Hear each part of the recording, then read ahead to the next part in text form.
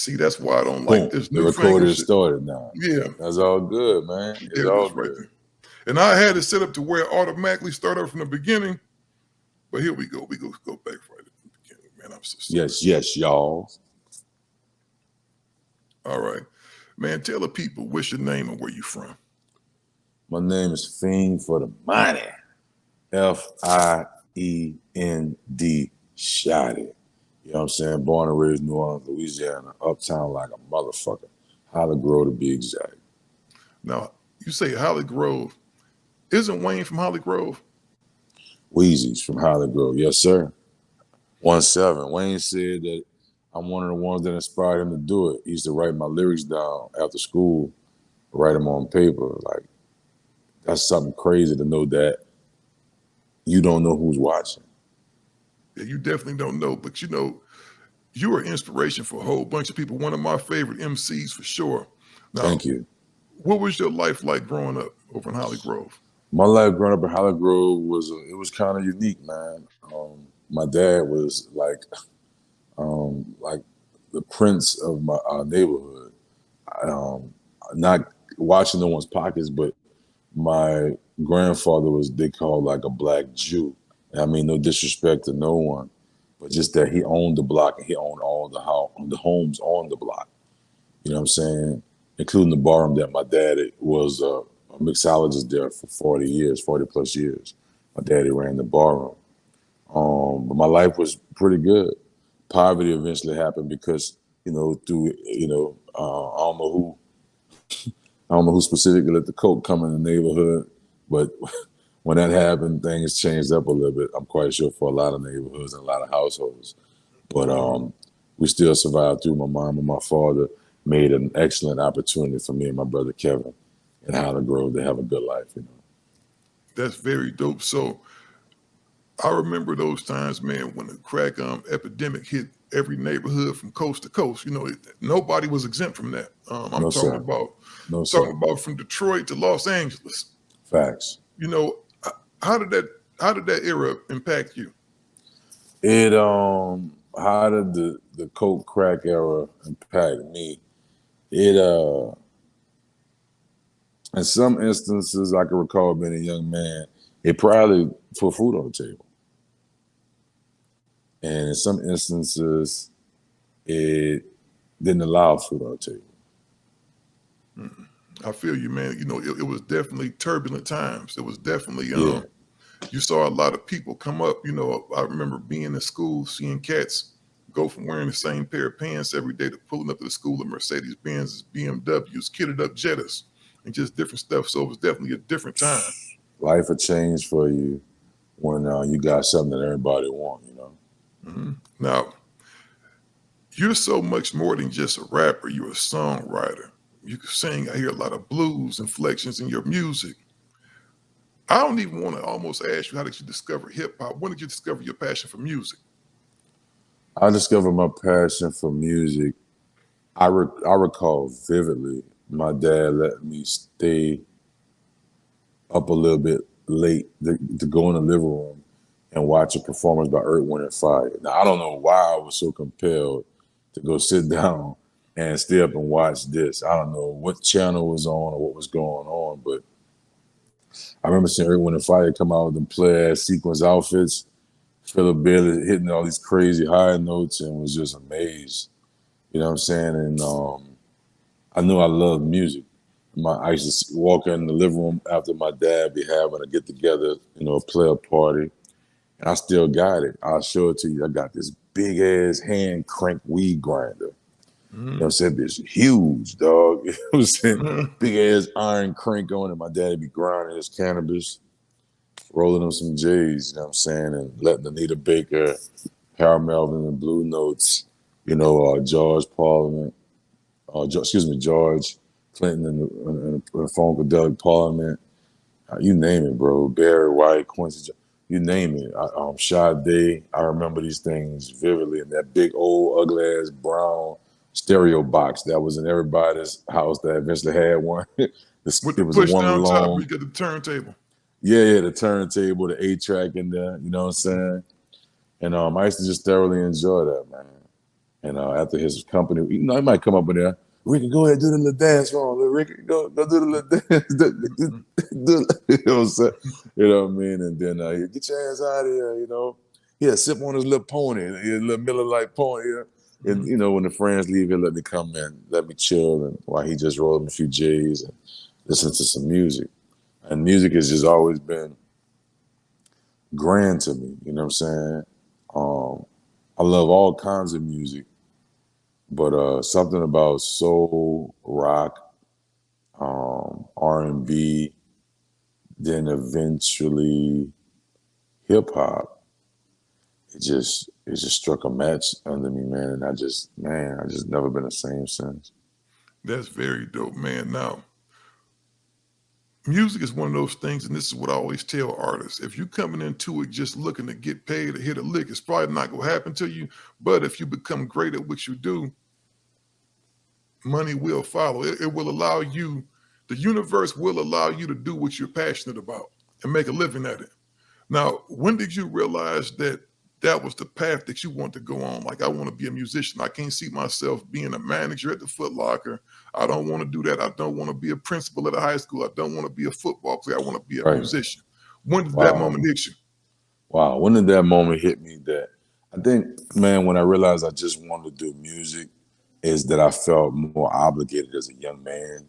My brother had passed, and I was that's all I knew. Me and my brother, my father, my mother, and then it was just me, my mother, and my brother, and then it was just me and my mother.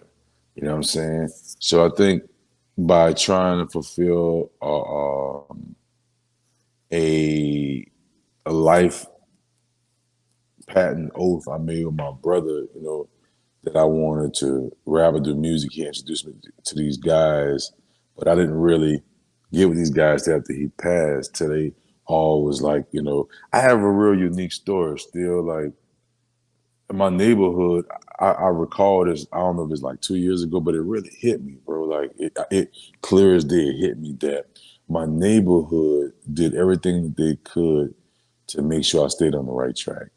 That's very dope.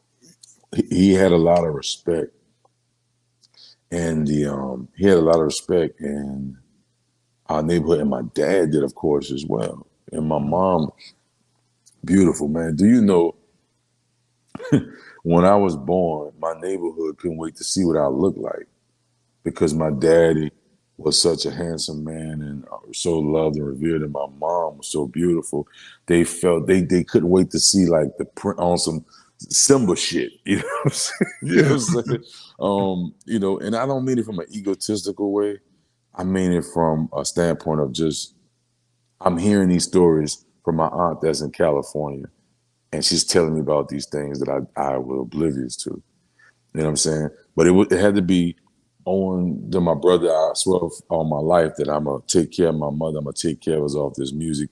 You introducing me to Devious, Musa, Mellow Fellow, Country, and these people won't be for nothing. You know what I'm saying? I mean, he used to come in from hustling at night and pay me $20 to make him some scrambled eggs. You know what I mean? $20 to make him a bowl of cereal. And once I had him at that table, I pull out my notebook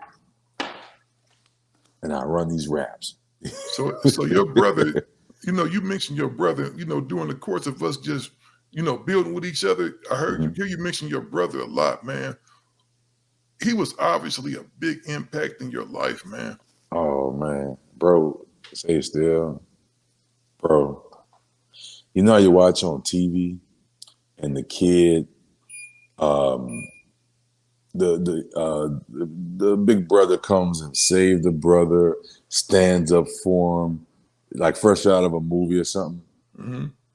Before my brother passed, I witnessed that in real life. You know what I'm saying? Like a couple times. You feel me? And like, he was my hero, bro. He was my hero, bro. You know, I'm not sad right now, but I'm definitely teary eyed right now just thinking about him in a joyous way. I miss him. He just had a birthday February 12th, and he just was he had love for me, bro. Like you know what I'm saying, and what he sacrificed for me, and what he chose to do to make sure I didn't lead the life of things. He was selfless on a lot of parts, and he let me know what it's like to have a brotherhood and how you reciprocate that type of brotherhood. You know what I'm saying? I'll never forget this, man. This dude stole on me around the neighborhood. We just moved into this neighborhood. This old ass dude, bro. You're a grown ass man, bro. I'm Mm-hmm. I'm 15, I'm 14 years old. Excuse me, I'm 14, 13 years old. Man, that dude stole on me. I'm new, talking to some new guys, and this older guy come over and he just steal on me, right? He didn't put Mm-hmm. me down, he just hit me. I'd have never to put your fucking hands on me, son. Like, you know what I'm saying? And I remember going home and walking in the house, and my brother like, "What's up?" And I'm like, nothing. He like, "What's up?" You look down. What's up? He like, "What's up?" He like, "Man, what happened?" So I said, "This guy, man, older dude, bro. He might be older than you, man. He stole on me, dog. Like, you know what I'm saying? Like, you feel me?" He was like, "Come show me who you talking about." I'll never forget this, son. My brother had on khaki shorts, no shirt, a white Boston Red Sox hat, and put on his Nikes.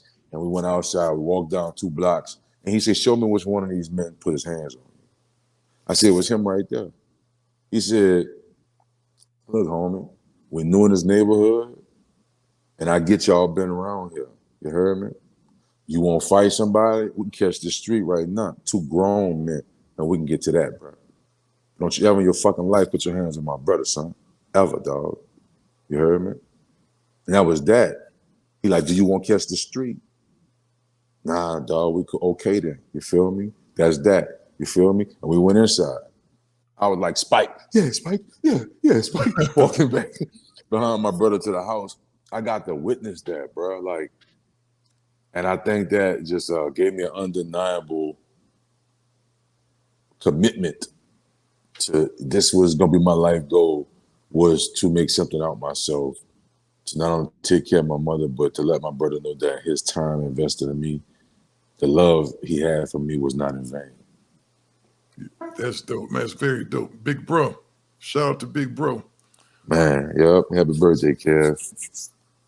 Now, your original label was Big Boy Records, an iconic label in New Orleans. Me being a Yeah. person that I came out to California in '88, um, and I've always been very much a person that was heavily invested in the hip hop. Any new record that came out, so me Okay. being originally from the Midwest, we vibe with everybody. We listen to Southern music. We listen to East Coast rap. We listen to West Coast rap. We didn't have no preference. We liked everybody. I like So, that. Big Boy Records was an iconic label. How did you link up with those guys? Big Boy Records, before I was a Big Boy Records, I was already working with Hollygrove Records, which was 3 cats that started a label to put out Black Menace that allowed me to record myself on wax for the first time with a verse dedicated to my brother. These labels started from some friends of his that he hustled with. So then I was with Worth the Weight Records. This was Devious and Musa. You know what I'm saying? And I also worked with Booney, DJ Jazz, which was Booney was the brother of the girl who my brother's first love. All these people took their time to take me into to work. So these are people that I was working with before Big Boy Records. I did an intro for Wild Wayne, Q93. He still to this day he's a big radio personality, but he had the evening show like between 3 to 7 is the prime time for us kids at the time on radio. You feel me? Like we're gonna learn new music coming out. We're gonna see what's going on, what's moving around, shaking in the city, and you get to hear possibly an upcoming next artist if you was rapping on Wild Wayne to do his intro for his show. You heard me? That's basically like if we had a radio station called Steel FM and you were a radio personality, and I'd be like, "Yo, this Fiend was Steel, such, catch a show between 3 and 7." Like this is what you played every day to announce before you went on live on the air. So Wild Wayne allowed me to do an intro for him. Devious produced it. I remember he produced it like on a Monday, Tuesday we cut it. I think the radio station Wild Wayne got it on a Wednesday. Thursday he played it again. Friday I was having a meeting in the studio with Big Boy Records and DJ Leroy Edwards Precise. That was the producer, head producer. He was making a track But Sporty T, bless his soul, he's passed away. Basically, Friday I was signed.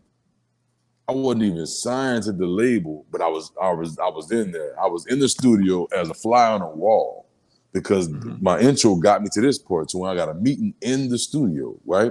This dude was producing the track with somebody else. He had the bass guitars playing. I'm on the wall like, oh damn, motherfucker. He's like, hold on. Hey, he said, bro, what you said? What you said? He said, say that shit again? I said, I'm the baddest motherfucker. He like, hold on, bro. Hey, Sporty, bro. Oh, this is Sice. Hey, bro, I'm in a session, working on some tracks for you, but I did something and I want to get it to somebody else. I want to know, would you mind? Because I'm in here off of your dime. You know what I'm saying? You're like, yeah, Sice, man, you go ahead and do that, man. It's all good. I'll be there later. You know what I'm saying? He got on the phone, told me, get in the booth. I went and recorded the baddest motherfucker live. Saturday, I was shooting a TV commercial for the box. That's dope, man. That's real dope. You know, you've mentioned just some legendary names from the New Orleans area, right? A lot of people don't know Sporty T was that dude down there. Yeah. Sporty T was what he called himself the king of bounce. Sporty was already a rapper, what we call real rappers, meaning that real rappers did music outside of bounce music. Sporty was that guy. And he was known in these streets too, you know what I'm saying? But Sporty was that guy. Sporty let me get that one leg up. You heard me? Shout out to Sporty T and his family. Feel me? If anybody tuned in, Sporty allowed me to get that track, man.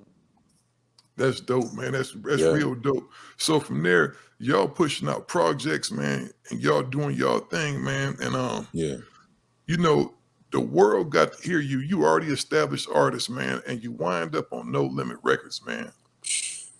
How did that come about? How I ended up getting No Limit Records was that the Big Boy thing, Big Boy Records, it didn't pan out and work for me for the long haul like I had wanted it to. You know what I'm saying? God bless Chuck Soul, Charles, Big Chuck Temple, real solid guy. We just didn't see eye to eye on some stuff, you know what I'm saying? And I stood up for myself, and he wasn't going to have no coup at his label.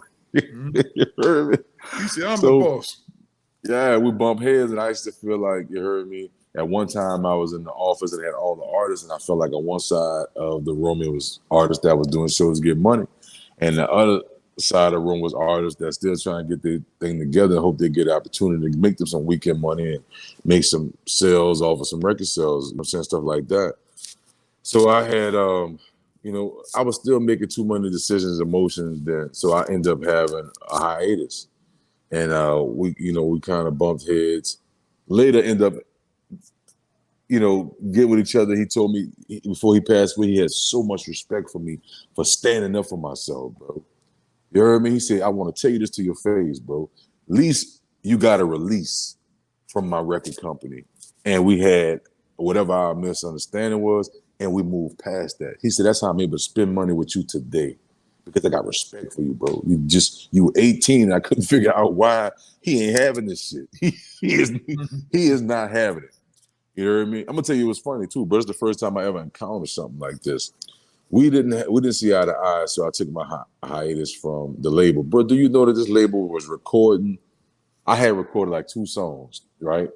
Do you know they were about to finish my album with the rest of the songs on my album being diss songs about me on my album?